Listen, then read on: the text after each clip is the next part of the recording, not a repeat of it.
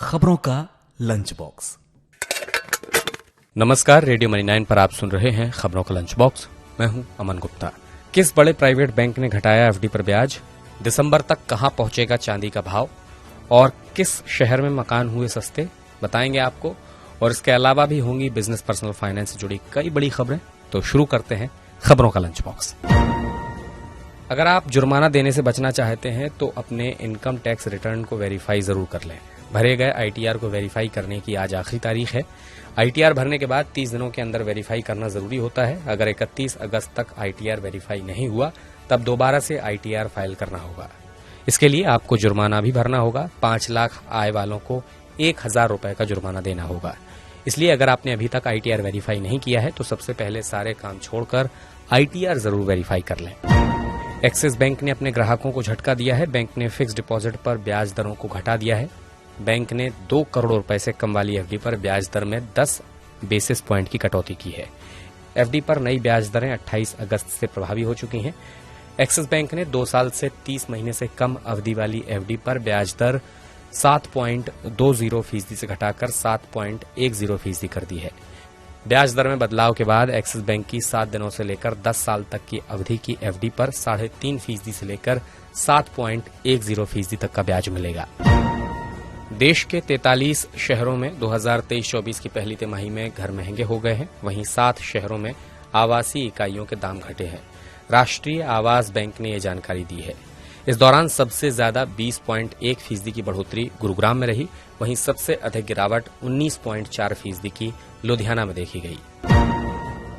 IT hardware के लिए बदलकर लाई गई उत्पादन आधारित प्रोत्साहन योजना के लिए दुनिया भर की कंपनियां कतार लगा रही हैं। सरकार की इस योजना के तहत कुल 32 कंपनियों ने देश में personal computer, laptop, tablet, server और एज कंप्यूटर उपकरण बनाने के लिए आवेदन किया है। इसमें Dell, HP, Foxconn, Asus, Acer और फ्लेक्स जैसी कंपनियां शामिल हैं। आवेदन करने वाली भारतीय कंपनियों में Dixon technologies, VVDN technologies, Optimus telecommunication और सहस्त्र इलेक्ट्रॉनिक्स सॉल्यूशंस आदि शामिल हैं। संशोधित योजना में उपकरणों को देश में ही बने कलपुर्जों के साथ असेंबल करने पर अतिरिक्त प्रोत्साहन देने की बात है। एनालिस्ट्स का मानना है कि सोने से ज्यादा चांदी की कीमतों में उछाल आ सकता है। उनका कहना है कि इस साल दिसंबर तक चांदी की कीमत 90,000 रुपए प्रति किलोग्राम तक पहुंच सकती है। अगस्त की शुरुआत में गोल्ड सिल्वर रेशियो 85 के पास था, जो अब गिरकर 80 के स्तर से नीचे चला गया है। गोल्ड सिल्वर रेशियो वो मैट्रिक है जिसका उपयोग गोल्ड और सिल्वर की वैल्यू के बीच रिश्ते को समझने के लिए किया जाता है।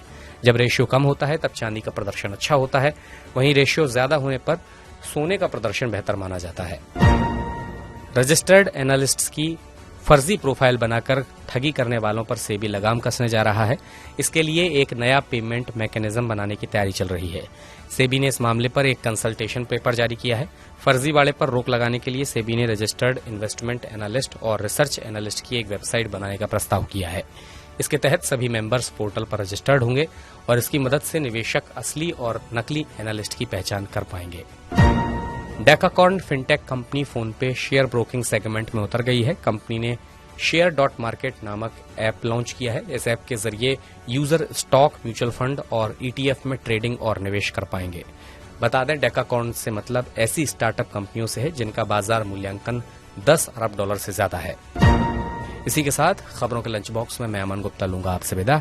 बिजनेस, पर्सनल फाइनेंस और कॉर्पोरेट जगत से जुड़ी तमाम खबरों के लिए आप बने रहिए रेडियो मनी 9 के साथ और डाउनलोड कर लीजिए मनी 9 का मोबाइल ऐप। चलता हूं, नमस्कार। खबरों का लंच बॉक्स।